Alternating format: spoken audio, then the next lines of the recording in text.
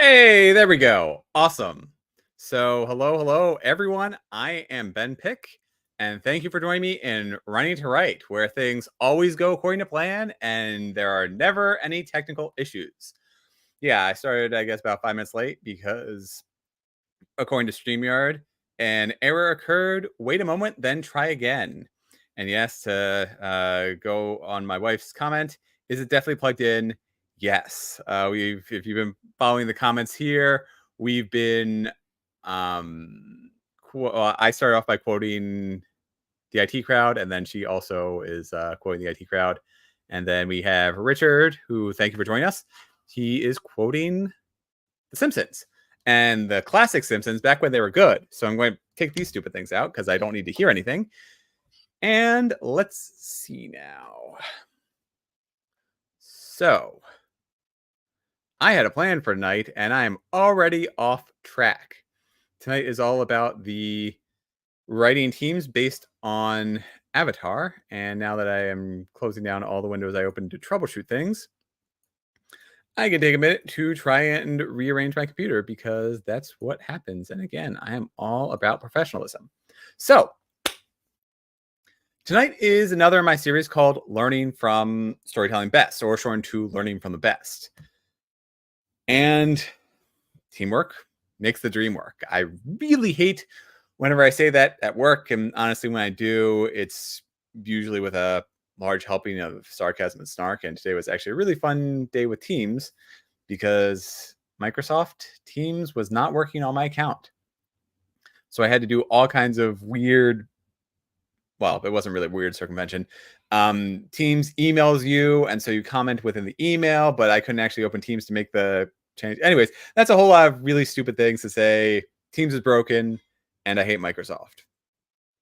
And there are a lot of other issues with Teams and getting it to work on my computer, namely that I can't ever get my audio working on my work computer. So I just have to call in, and then the entire time the client's like, "Oh, hey Ben, we can't find you, blah blah blah. Can you hear me? Can you hear me? Can you hear me?" It's really annoying because it's the same thing every single time. And I've worked with these clients before, and so they know, like, whatever.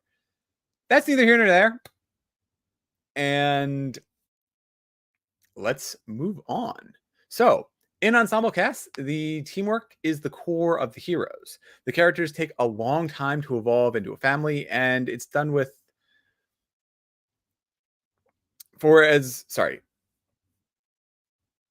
the teamwork the teamwork is the core of the heroes. So for as much as they face external forces, and sometimes the entire world in the case of Avatar, their internal dynamics are often what drives the story. Once again, Avatar: The Last Airbender shines in this regard. The characters start off, I mean, yes, there is a brother and sister pair, but they also find Aang, and he's just this weird kid they find in an iceberg. So they don't really know who he is until he becomes family seasons and seasons later, so that iteratively their relationship builds up, and then they add more people in, and some people leave. And it's just this wonderful family dynamic within the team that always feels natural and dynamic, and it's done with so much care. I don't like stories when characters are smashed together and never feel like they belong. I do understand enemies to friends or enemies to lovers tropes, but if there's no spark present or enjoyment of the other person's company, and I'll get to that one later in a bullet point, then those shifts feel hollow when they change from enemies to lovers. Usually in that case, there's a lot of sparks initially, and it's, oh, I hate this person so much. And then there's subtext of a physical attraction that is the basis for them turning into lovers, or there will be some twist, some turn where they decide, hey, this person isn't actually that bad, and maybe I was wrong about them. Anyways, these are the 5 tips I learned from Avatar: The Last Airbender on how to assemble and keep a team. Number 1, unique assets. Every person on the team has a role, and every person gets a chance to shine. I've read books where characters disappear and don't reappear until the moment they're dust off the shelf to be useful. Honestly, I've been guilty of this, and my beta readers have called me out for it, where I kind of assemble a team and then sort of forget that a character is there because the drama is focused on a different side of the core team, and that character doesn't necessarily have something to do. So my beta readers, I rely on them to let me know that, yes, this character is there, and yes, they're going to become important later, but there's really nothing for chapters where that character's involved. And there's one character in particular, because, he's kind of outside the group a little bit, and he is one person I often forget to include what he's doing and where he is. So that's something I need to work on, but that's something I'm aware of and something I do actively work on. And there are characters that come and go, each with unique assets. So Uncle Iroh is a perfect example. He has obvious and inherent reasons why this big old guy isn't wandering around with a bunch of teenagers. Even so, the wisdom he bestows in those minute moments linger for the remainder of the series. Toph is such a wonderful and unique character that her introduction immediately changes the entire team's dynamic. Sokka is unique too. On the surface, he's the non-bender, the one who stands out, the one who would seem useless compared to every other magic user in the group, who can do incredible and stunning achievements. Yet he contributes to the battle plans, the engineering feats, the daring rescues. In fact, he learned all 4 of the non-bending specialties associated with each of the 4 nations, like the Fire Nation with their sword fighting, the Earth Nation with their fans, the water bending obviously with the boomerang, because that's what he grew up with, and then the Wind Nation. I don't know. I mean, he helped invent their flying vessels, so that's, I guess, kind of going along the same lines. He's more than comic relief, and he's not a useless character. Without him, Team Avatar would never have succeeded. That statement's true for all the members, including Momo, the winged lemur. Even though he's a little more than a pet, Momo has helped here and there in big ways. During downtimes, he does act as comic relief and is present throughout, so we always know where Momo is. That's without taking into account that Momo is Monk Gyatso reincarnated, and Monk Gyatso was Aang's first teacher, who instilled most of Aang's good nature and shaped the beliefs that Aang carries through to the end of the series, such as his kind of pacifist mindset where he refuses to kill anyone. And while each person doesn't need to be always contributing, readers should at least be aware of where everyone is or what they're trying to accomplish. And I'm going to check out the chats. Yeah, love and hate are different sides of the same point. Interesting. Skype is also awful. Yeah, it is indeed. Although Skype is usually, Zoom is usually the one that works best without any changes. Richard, I do not have OnlyFans. Please stop telling people I do. God. Yes, Dr. T Swift, who has such great hits as the lesson that Band-Aids cannot fix bullet holes. And Jordan, thank you for joining us. Yeah. Adriana is a big fan of Taylor Swift. Cool. And that's awesome that you've seen her live. That's incredible. I mean, I do not even want to guess how amazing that show was and or expensive. So we'll just move right on. Number 2, pairing off. My favorite video game, Chrono Trigger, as seen right up here, has magic moves called double and triple techs. These are special moves that only pairs or a specific team can utilize when they're paired up with 2 or 3 people, obviously, as the name double and triple tech implies. No one except Frog and Chrono, the 2 sword fighters in the group, can perform a combined sword slash called X Strike, where they run at their swords with the enemy and it sort of crosses and it looks like an X. Only Meryl and Luca can perform the antipode to hit enemies by combining their fire and ice magic. So it's a combination of the 2 of those to do some pretty good damage. Wolverine and Colossus from the X-Men have the fastball special, which is where Colossus throws Wolverine at a problem like an angry baseball arm with claws. And yes, there are a lot of jokes about where he holds Wolverine when he throws him. That's neither here nor there. My point is to show that characters pair off to help make the found families work. The teams aren't made of a mass of bodies with everyone together. Each person should get to interact with each other person. This is where many famous love triangles fall apart for me. They really love V's because if you take out the one person that both people are interested in, specifically if they're inexplicably hunting after this one person who doesn't really have much in the way of personality or really any redeeming qualities, then there's nothing left. You just have two really creepy and predatory people and no story. Bringing this back to Team Avatar, everyone gets a moment to interact with everyone. Throughout the many episodes, Aang works in pairs with Katara, Toph, Sokka, and Zuko. The dynamics are all different with each of those pairings. In fact, there's a single major plot point when Toph tries to teach Aang earthbending, and her style is less forgiving and more physical than Katara's method of teaching waterbending. This brings Aang and Katara to clash against Toph until they realize that Aang's outlook is the problem. So Toph is an earthbender, so she's very headstrong, and she tries to teach Aang to basically break boulders with his head, whereas he is innately more better with wind bending, with air bending, and water bending, because that's all about moving your body around a problem. If you're on a stream and you're flowing downriver and you come across a rock, you go around the rock. You don't necessarily try and break through the rock. Although, yes, obviously over time, water would eat away at the rock. And even Katara and Zuko, and also Zuko and Sokka, get private moments of just the two of them. Sokka and Zuko turned outright awkward, but it was still really funny to watch the two semi-leaders of the group, or at least semi-leaders in their own rights, discuss some of their ordeals. The Katara and Zuko pairing, which was really, really uncomfortable at first, it taught Katara a valuable lesson on seeking revenge that she wouldn't have gotten if she tried to go with anyone else. In fact, everyone else would have tried to stop her, except Zuko, rightfully so, kind of knew that she would have to make the right decision. And if that decision involves taking revenge, well, that's her decision. When characters pair off in unexpected ways, it allows them to show and enhance their traits. Number 3, respect. Like a family, there should be drama.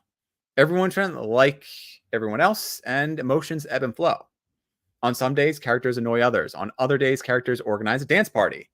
When faced with extreme challenges, characters need to make difficult choices to save as many people as they can. Katara and Toph clash when one acts responsibly while the other is impetuous. They're trying to lay low in enemy territory, and this leads Toph to try to make some money so they can buy food. And in doing so, she cheats at gambling, which gets them noticed. Except it turns out that Katara was right and that they should have laid low, because Toph's actions, cheating, obviously, get them all caught. And instead of saying, "I told you so," Katara acts a little impetuously herself to organize the team and get them all out of trouble and to escape. From there, both Katara and Toph learn to be a little like the other, where Katara becomes more laid back and Toph becomes more responsible. When getting a team together, there should be a lot of clashing personalities that put the found family to the test. Yet there needs to be enough respect to make it believable that they would still willingly stick together.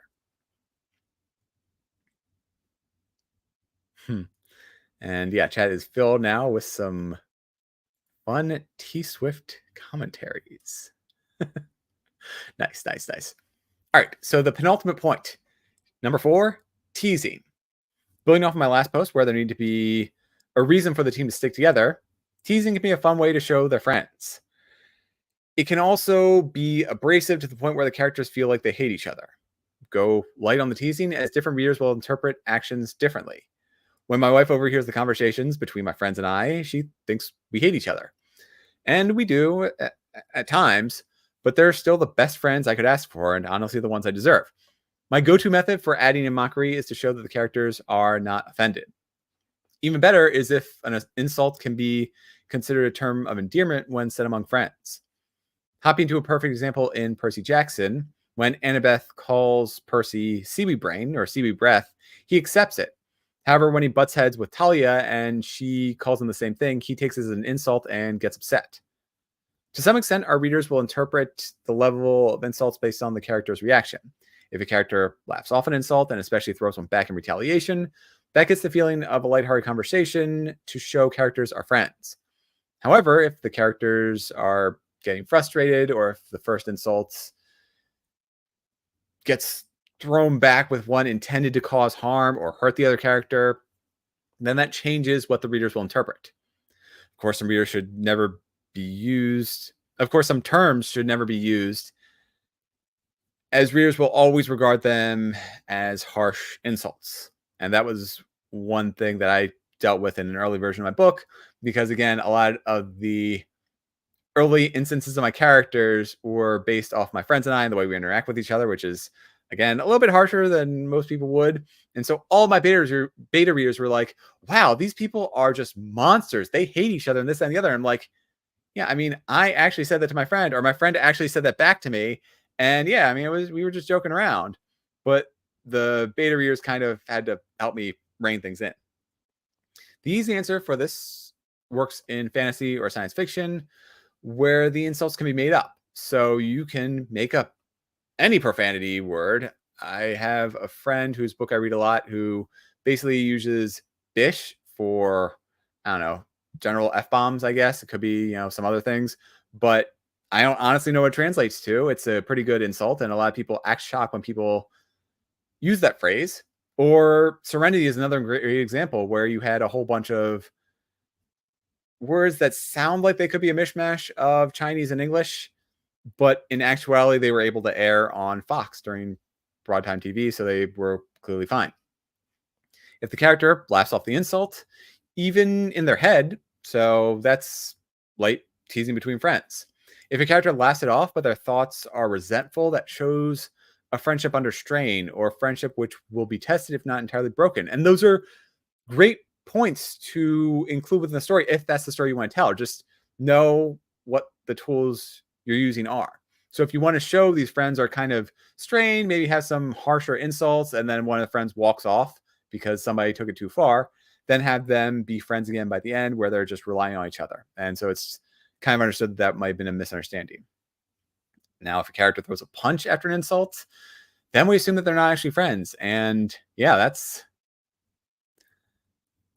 that is one of the things I included in my first book, where some characters were shown to be friends, but over time their friendship eroded, and that went to some very dark places within my series.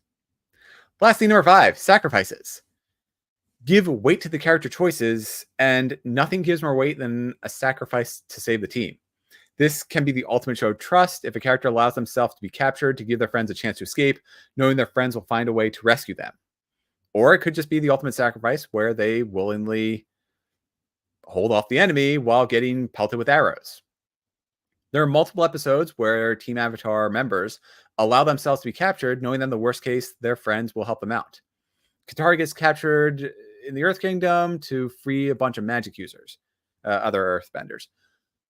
Zuko and Sokka enter a prison to break out certain people, and everything goes wrong from there. They're isolated, so the rest of the team cannot rescue them, and they have to rely on each other to get out.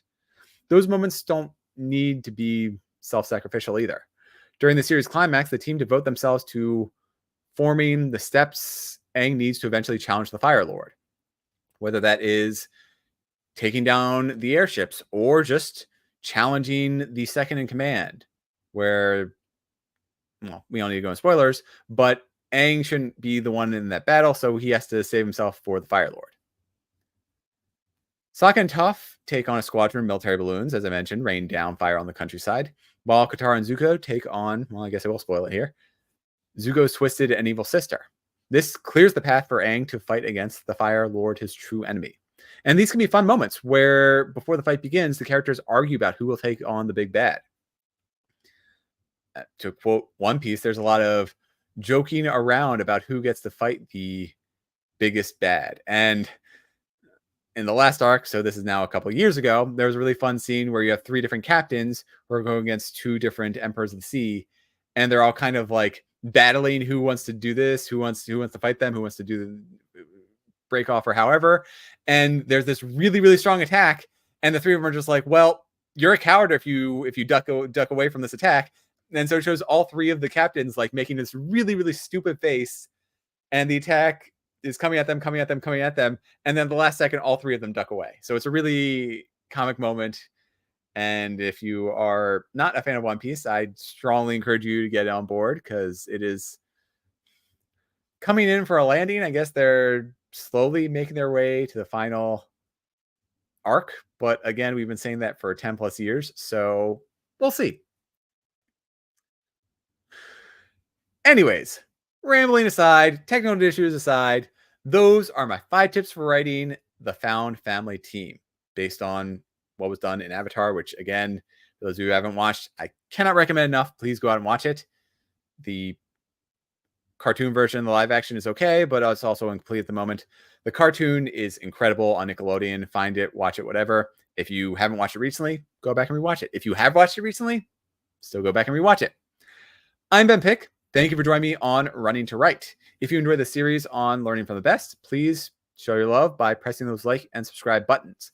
Let me know in the comments how much you like to assemble the teams in your stories. I post my running and writing progress on Instagram and Twitter. I got to be better about that because I've kind of fallen off since it's been way too hot and I've just been lazy about posting my running work. But anyways, don't forget to sign up for my Running to Write monthly newsletter if you want regular updates. I just came out with one 2 weeks ago, so I guess I'll start ramping up for this month. And I guess I don't really have too many big updates that'll be coming in, but probably in the near future, there'll be some other ones. Oh, I will be having some fun Rufus updates. Well, less fun, I guess. We're throwing him a party this weekend, so that'll be good. And I might include some pictures from that, depending. If not, I'll just throw in some Rufus pictures in there because he's always a good boy. And yeah, for more info on that, you can watch. This is now 2 weeks ago, but Rufus has a thing in his heart. It's, I don't remember what the technical term is, but essentially causes fluid to build up, spraying across his body. And so every 3 weeks, he's going to be hit with chemo. And then we try and drain the fluid and sort of hope for the best. But the prognosis is not great. So with that notice, I'm going to call it here. Sorry to end this one on downer, but I will see you next week for the last in my series of learning from the best. It's all about how Toph is amazing, how to write such a stellar character and sort of break down what makes her so incredible. Then following that up, I am going to do my long promised learning from the worst, where I discuss why I'm probably not going to, well, why I fell out of love with Star Wars after some really, really awful shows like Ahsoka, I was not a fan of. And I'm going to break down exactly why, the plot structure, the character developments, where I personally think they went wrong. Feel free to disagree with me. I was not entertained by those shows. And just like with Marvel, and just like with a lot of stuff on TV, I've been basically kind of watching shows I have never watched before instead of watching new things. So I've gone back. I started watching Community. I have a couple of other things to go through. But anyways, I've been rambling long enough. So see you next week. Until then, let's marvel at how amazing the OG Avatar The Last Airbender is. And I will see you all next week. Parks and Rec, Ben. Yeah, I mean, I watched most of Parks and Rec by now. I kind of have gotten the best of hits based on watching the parts my wife watched. So, I mean, I appreciate the recommendation, but I have other things that are overdue. So I probably am not going to rant about Doctor Who specifically, but there is a point with Doctor Who that I will rant about within that episode of learning from the worst, or basically destroying legacy, because one of the, well, I'll give you a little backstory. One of the comments I've received is that Saving the Lost, my third book, there we go, is the best one I've written in the series. And I know it's your favorite show, Parks and Recs. I'm sorry, sweetie. I'm probably not going to actually watch it.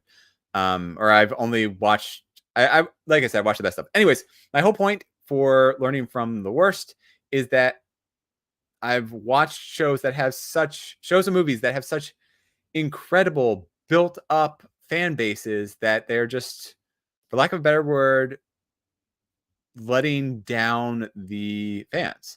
And there's a variety of reasons of this.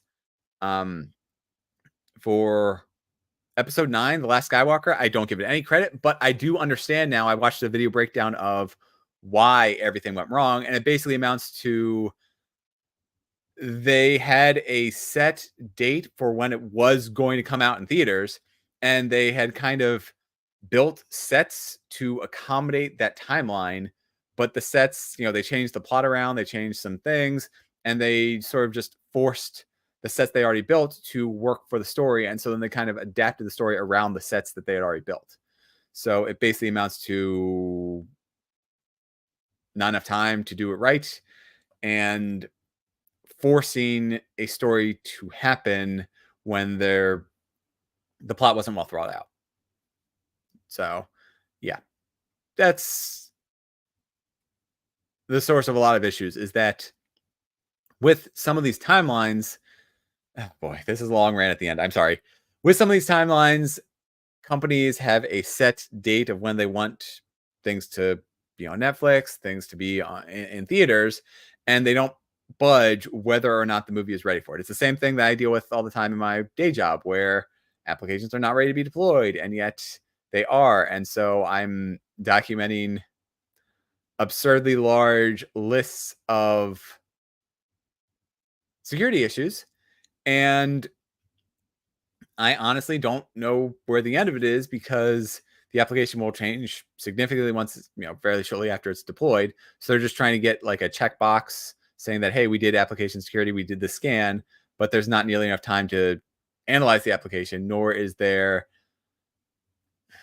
enough time to analyze the application after all of the immediate day one production changes will be pushed through. So anyways, I've been ranting long enough. I will see you all next week. Richard, yeah, we can probably, you already did a fun talk on Doctor Who and your opinions on it. You have been a lifelong fan, so I think I picked it up 2010, so I have none of a fraction of your knowledge of it. But yeah, we could definitely do something fun and maybe vent about it online as people do. So I will see you all later, and have a wonderful week.